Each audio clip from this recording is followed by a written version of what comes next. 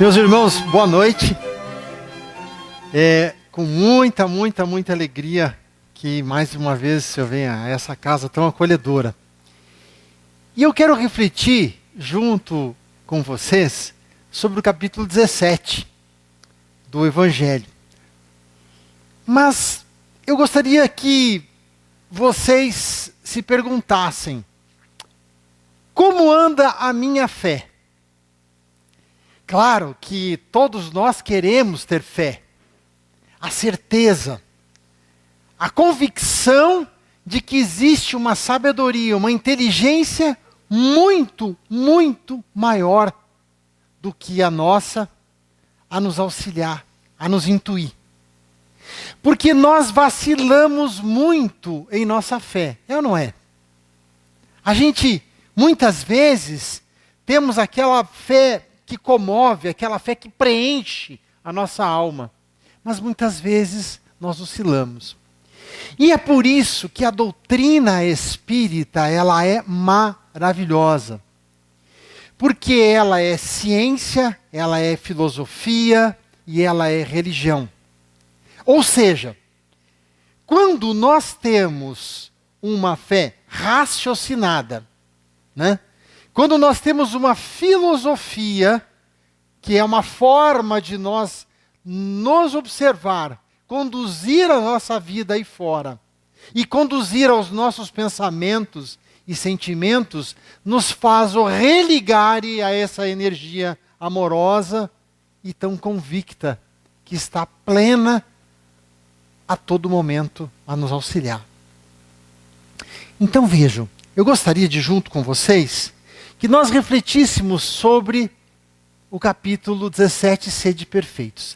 Kardec nos colocou que aquele que se esforça seriamente por melhorar, assegura para si a felicidade já nessa vida. Ou seja, como é que a gente se melhora, gente? A gente não se melhora observando-nos, vendo aonde estão as nossas fragilidades, trazendo para dentro de nós aquele fortalecimento que sabemos que já temos conquistado. Mas outras vezes, nós olhamos para aquelas fragilidades que ainda somos oscilantes. Por que eu falei da fé? Quando a fé é raciocinada, quando ela nos mostra, porque ainda nós somos muito São Tomé, né? É ver para crer. E hoje, na noite de hoje, eu quero que nós reflitamos um pouco sobre ciência. Aí eu quero ir bem devagar, e como nós estamos fazendo um estudo juntos, uma reflexão juntos, se alguém não entender, eu gostaria que a gente parasse e a gente voltasse a refletir sobre isso. Tudo bem, gente? Bom, vamos lá. Quando a gente coloca, né, características da perfeição, em Mateus capítulo 4, versículos 44, 46 e 48, ele diz: amai os vossos inimigos, fazei o bem àqueles que vos odeiam e orai por aqueles que vos perseguem e vos caluniam. Pois se amai apenas aqueles que vos amam, que recompensa tereis? Os publicanos também não fazem isso? E a gente vê que uma das maiores dificuldades que temos é o perdão, né? A gente fala, mas não, o perdão aí fora, talvez eu não tenha perdão, eu já não lembro de mágoas mais que eu tenho. Mas muitas vezes eu guardo a falta de perdão para comigo mesmo. Eu tenho dificuldade de me relacionar comigo. Isso é possível, gente? A gente vê que é. Muitas vezes, nós estamos presos ao passado, deixamos de viver o aqui e agora, e estamos vinculados a questões que já passaram, que não temos mais como trazer a transformação real para que seja auxiliada nessa vida. Assim, características da perfeição. E se saudardes apenas vossos irmãos, o que fazeis mais do que os outros? Os pagãos não fazem o mesmo? Sede, pois, perfeitos, como o vosso Pai Celestial é perfeito. E aqui, eu pergunto, é possível sermos perfeitos quanto Deus em sua perfeição absoluta? Questão número 1 do Livro dos Espíritos. Quem pode me ajudar? O que é Deus? Não é? E aí todo mundo lembra da resposta? Acho que a maioria de vocês lembra, né?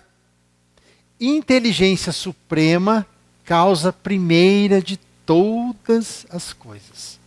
Então é possível nós, nesse momento evolutivo, entendermos a Deus? É difícil, né, gente? É complicado. Mas espera aí, se eu tenho dificuldade de entender a Deus, quem foi que Deus oportunizou a ter uma direção de perfeição? E a gente vê que este homem trouxe para nós: eu sou o caminho, a verdade e a vida. Esse homem, ele veio ou não veio nos trazer uma forma de nós nos aproximarmos a essa energia amorosa de grande transformação, mas que nós a sentimos e a vemos a todo instante, se nós estivermos sintonizados e dispostos a isso. Este homem, ele veio trazer a lei de amor, a lei de sintonia, a lei de harmonia interna nossa a tudo que se refere e a tudo o que nós nos relacionamos. Mas vejam, pela caridade em sua ampla significação, ao próximo, assim como para nós mesmos. Gente, eu consigo ser amoroso, caridoso, se eu não sou comigo? É possível? É possível eu oferecer um copo de água para alguém, se eu não tenho esse copo para dar? E a gente vê que não, né? É muito difícil a gente conseguir ser caridoso, ser amoroso para aqueles entes queridos que nos cercam e para aqueles entes talvez um pouco mais afastados de nós, se eu não estou me tratando com amorosidade. Tem sentido, gente? Estou achando vocês muito quietos. Tudo bem? Mas vamos lá. Qualquer coisa vocês me interrompam, por favor, para que a gente possa estudar juntos. Caridade, na sua ampla significação, nos mostra a prática das virtudes. Mas, quando nós colocamos virtudes, são qualidades de sentimentos vindos da nossa essência divina, gravadas em nossa consciência. Hã? Algumas virtudes sustentáculos: indulgência, benevolência, abnegação, devotamento, aceitação. Mas qual é o sentimento base de todas essas virtudes que ela amplia e que traz para nós uma conexão harmônica à nossa vivência, a esse universo amoroso? Quem pode me ajudar? Amor, claro. E o amor, ele se expressa de que forma? Na minha maneira de enxergar e na minha maneira de olhar o que eu já tenho e onde eu estou e como eu estou. Gente, não é a gratidão? Quando eu sou grato, eu consigo olhar para tudo aquilo que já me é disposto. Quando eu consigo ver aquilo que me integra, naquilo que eu tenho disposição, eu tenho uma convicção de que eu estou numa sintonia de amor. Porque eu consigo ver o aqui e agora, o hoje. Você está preso ao passado. Trazendo para o aqui e agora uma possibilidade de um futuro melhor, mais harmônico, mais amoroso. Mas vejam, e aqui eu gostaria que nós refletíssemos sobre a parte científica. O que gratidão faz em nossas vidas? Não projeta um futuro melhor? Vamos ver como. Física quântica. Etimologicamente falando, o termo quantum significa uma unidade elementar indivisível. Vamos falar sobre o átomo, composto pelo seu núcleo de nêutrons e prótons e elétrons circundando ao seu redor. Vejam. Mas antes vamos falar um pouco sobre o que é matéria. Podemos dizer que matéria é tudo o que tem massa e ocupa espaço. Qualquer coisa que tenha existência física ou real é matéria. Essa pedra é matéria? A água é matéria? O ar é matéria? Tem peso molecular ou não tem? Então vejo, tudo bem. Estrutura da matéria. O termo matéria refere-se a todos os materiais ou coisas que compõem o universo. A matéria é formada por moléculas que, por sua vez, são formadas por partículas minúsculas chamadas de átomos. Né? Ou seja, mas antes também vamos falar um pouco sobre o que é molécula. Moléculas são pequenas partes que, quando associadas, dão origem à matéria. Né? Então, a molécula da água, a molécula da madeira. Molécula da madeira a gente pode dizer que é o quê? É lignina e... Quem lembra? Celulose, né? Ou seja, tudo que é matéria é composto por moléculas, e moléculas por átomos. Mas vamos lá. Tudo bem até aqui, gente? Vamos refletir juntos. Quando a gente coloca, agora vamos falar um pouco sobre o que é átomo. Átomo é um composto de nêutrons, né, e prótons em seu núcleo e elétrons circundando ao seu redor. Né? Numa velocidade, se nós fôssemos medir, por exemplo, com uma bola de basquete, aonde estão circulando na proporcionalidade do tamanho do átomo, seria um raio de 32 quilômetros, se eu tivesse uma bola de basquete aqui. Mas, será que existe vazio entre esse espaço, entre o núcleo? E a gente sabe que não. Dá para a gente começar a ver a existência de Deus como ela está muito além da nossa compreensão. Mas nós o percebemos a todo momento e a todo instante. Vejam, átomos são pequenas partes que, quando associados, dão origem, então, às moléculas. Vamos lá, então? Então, a gente falou sobre matéria, que matéria é composto de moléculas, e moléculas são formadas por átomos. Mas, quando a gente vai aqui e fala um pouco mais sobre o átomo, cada modelo de átomo possui um formato e composição distinta. Exemplo, se a gente pega um átomo de hidrogênio, se a gente pega um átomo de oxigênio, e a gente une, formando a molécula da água, H2O, a gente vê 2 átomos de hidrogênio, né, e um de oxigênio. Tá, mas vamos lá ao que a gente quer trazer como reflexão.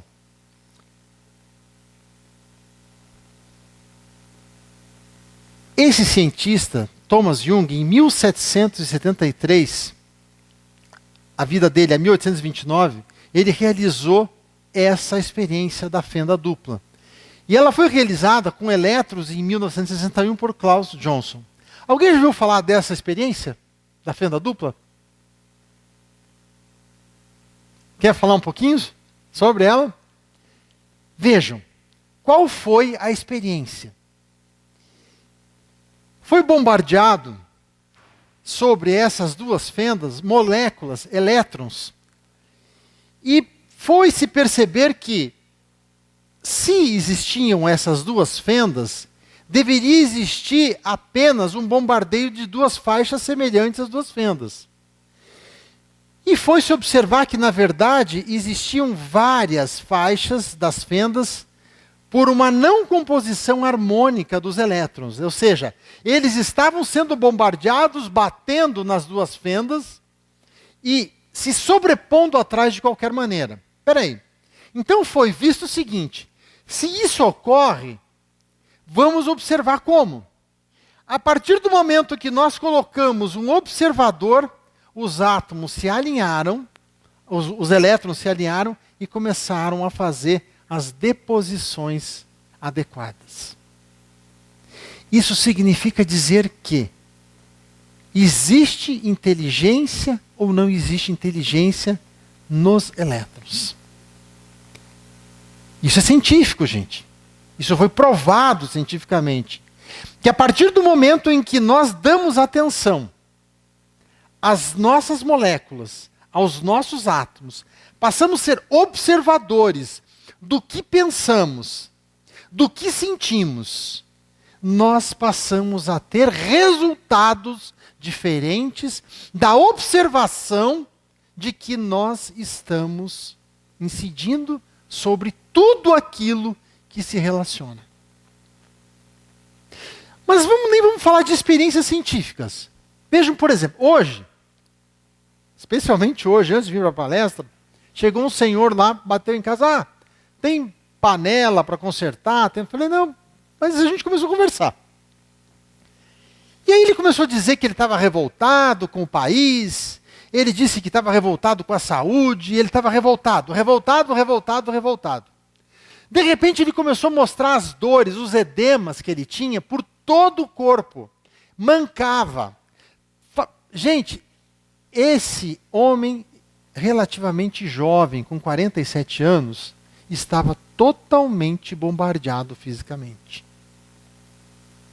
Então, nós não precisamos ir para experiências de Thomas Jung ou de Klaus Johnson para ver que a observação ou não observação do que nós estamos fazendo com a nossa vida física ou material, ela requer um estado maior de atenção nosso.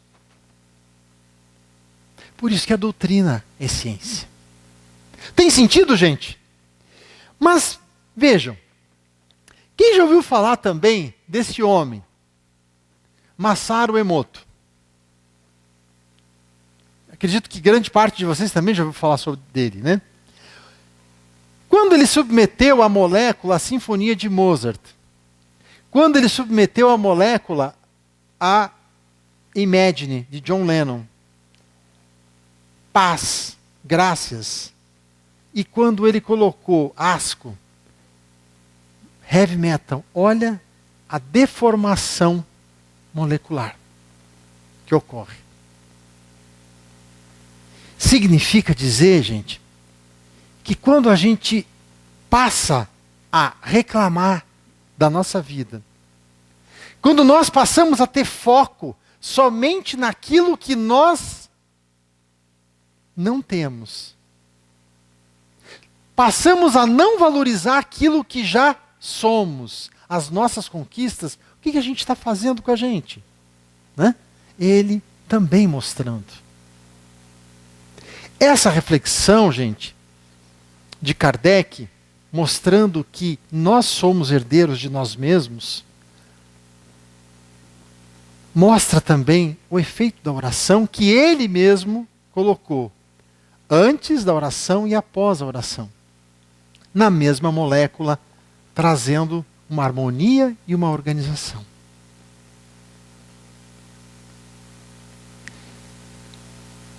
Ou seja, não somos coadjuvantes de nossas vidas, somos atores principais. Isso nos coloca não como espectadores, mas como elemento fundamental da realidade, ou nas palavras de Eugênio Wigner, que é Nobel de Física, nós fazemos a nossa estrada de nossas vidas. Cientificamente provando que somos herdeiros de tudo o que nos acontece, trazendo a responsabilidade para as nossas vidas. Antes, nós colocávamos que somos castigados. Diante de uma dificuldade, nós somos castigados. Deus castiga alguém? E a gente vê que não, né, gente? A gente vê que nós somos herdeiros de nós mesmos. Que nós é quem, pela nossa vigilância, e é por isso que Jesus disse, vigiai e orai. Ele nos mostra que a partir do momento em que eu vejo a sintonia que eu me encontro, somente eu, que é o poder real. Eu tenho poder sobre o outro. Se a minha esposa, se o meu marido, se meu filho, se minha mãe, se meu sócio não quer mudar, eu tenho como mudar ele? Mas eu tenho como mudar a mim. Somente a nós. Na nossa individualidade é que ocorre a mudança pela vigília constante da sintonia mental que eu me encontro. Tem sentido, gente? Vejam, nessa sequência, então, ascensional, essa gratidão refletida e sentida me traz virtudes como a indulgência, a benevolência, a abnegação, devotamento e aceitação. Ou seja, trazendo a caridade na sua ampla significação, que não é só a caridade para fora, mas a caridade que começa de dentro de mim. Quando eu passo a ver que tudo fora de mim pode ser harmonizado desde que inicie-se pela minha vigília e saber que eu atuo até mesmo sobre o átomo. Eu atuo até mesmo sobre a molécula. Vocês já viram aquela pessoa que anda com o carro e anda xingando o carro, que esse carro não presta, que não sei o que lá, e o carro vive estragando, e quanto mais ele estraga? Vocês já viram isso? Então a gente passa a ver explicação por quê. A gratidão, a conversa, que muitas pessoas estão vendo, mas esse cara é louco, esse cara está viajando na maionese. E a gente vê que não é. Cientificamente é comprovado que nós podemos conversar com tudo o que nos cerca.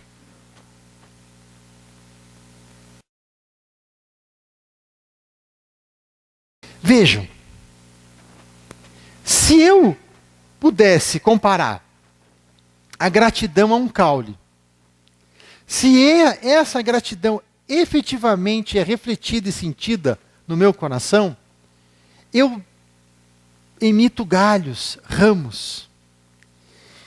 Se eu emito esses galhos, eu emito os frutos também, oriundos da caridade na sua ampla significação. Porque eu passo a entender com profundidade o que significa eu ser grato pela vida. Eu ser grato pela oportunidade de mudar a minha história. Não que alguém contou a minha história e eu repito aquela história de sofrimento e de dores. A qualquer momento eu posso mudar. E é por isso que a doutrina nos aclara.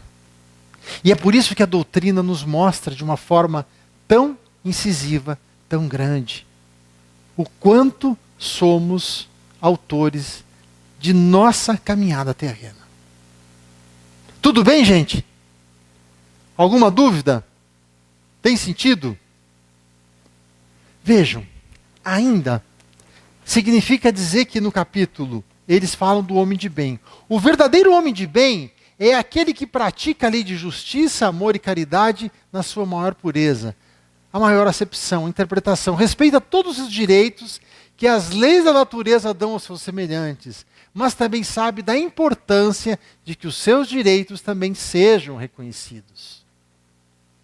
O direito de poder mudar. o direito de fazer diferente. Não importa o que aconteceu comigo. Não importa as minhas dores que aconteceram atrás, mesmo que seja um passado de meia hora atrás. Ou um passado de 30 anos atrás. Ou um passado reencarnatório. Eu tenho o direito de mudar. Eu posso mudar, eu devo mudar. É fácil, gente? Não, não é fácil. Ninguém está dizendo que é fácil. É desafiador. Mas é possível. E aí a gente vê o porquê de tantas transformações de irmãos nossos. De vir de onde vieram, passar pelas experiências que passaram e se encontrar a cada novo dia melhor do que ontem, e no futuro a gente sabe que na mesma caminhada será melhor do que hoje. Assim, os bons espíritas, o espiritismo não estabelece nenhuma nova ordem moral, mas facilita a compreensão e a prática da moral do Cristo. Reconhece seu verdadeiro espírita por sua transformação moral e pelos esforços que faz para dominar as suas más inclinações, as suas más tendências. Quando nós percebermos que acordamos não muito animados, sem motivação, só nós podemos mudar essa sintonia. Ninguém mais. Através de uma oração, através de uma reflexão, através da gratidão pela oportunidade de começar um novo dia. Pela Organização Mundial da Saúde, existe um suicídio a cada 40 segundos sobre a Terra.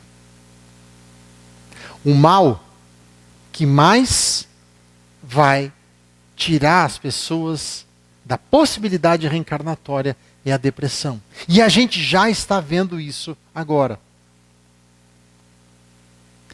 Ou seja, nós, na nossa observação, na nossa convicção de que a doutrina espírita nos aclara o como, o porquê e onde. Assim, meus irmãos, na parábola do semeador, fala exatamente isso. Porque muitas vezes a gente escuta as informações, mas ela entra por um ouvido e sai pelo outro. E aí, é por isso que Jesus nos colocou, que saiu aquele que semeia a semear. Caiu um pouco à beira do caminho, os pássaros do céu vieram e comeram-nas. Outras caíram em solo pedregoso, nasceram, mas quando veio o sol e não tinham raízes profundas, secaram. Esses somos aqueles de nós, né, que a semente não ecoa. Entra por um ouvido e sai pelo outro. Fala, mas eu não dou conta de transformar. Outros de nós somos aqueles em que ainda temos o entendimento da palavra do Cristo, mas ainda temos dificuldade de fazer meditações, orações e reflexões para entrarmos nessa sintonia amorosa e de grandes, grandes possibilidades. Outros de nós caem entre os espinhos e esses acúlios cresceram e abafaram as sementes germinadas. Somos aqueles de nós que até conseguimos fazer meditações, reflexões, participar da casa espírita, mas no momento em que as dores batem na nossa porta, porque bate a porta de todos nós, que é uma decepção amorosa, uma traição, uma derrocada financeira, uma dificuldade de qual ordem for, eu esqueço de tudo e me revolto. Vejam, e outras finalmente caíram em terra fértil, cresceram e renderam frutos a 100 por um.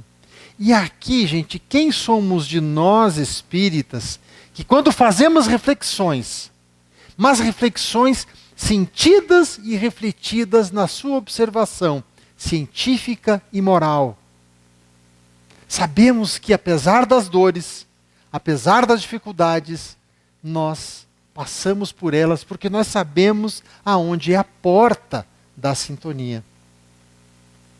Somos esses, né? Que crescem em terra fértil e rendem frutos a 100 por 1. Vejam, mas qual é o nosso principal dever? A gente sabe que é aqui, né? A felicidade. Esse é o grande dever de cada um de nós. Porque a partir do momento que, claro que todos nós queremos, mas a gente pergunta como, onde e o segredo. E a gente vê que aqui, né, quando buscamos incansavelmente a sintonia refletida e sentida com as leis divinas, que são a harmonia, trabalho, liberdade, lei de causa e efeito, prosperidade, progresso, amor, justiça e caridade e outras leis que são nos colocadas a todo momento, a todo instante, na sintonia com o Pai. Tem sentido, gente?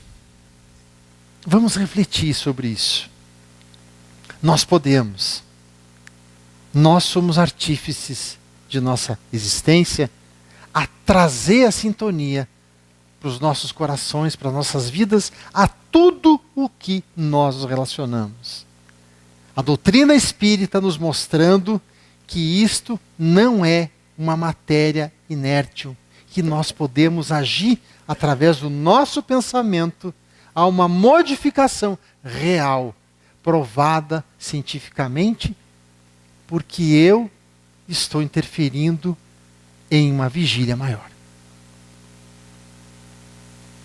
Obrigado pela reflexão, que Jesus nos abençoe e nos proteja, sempre trazendo as inspirações para as nossas vidas. Obrigado.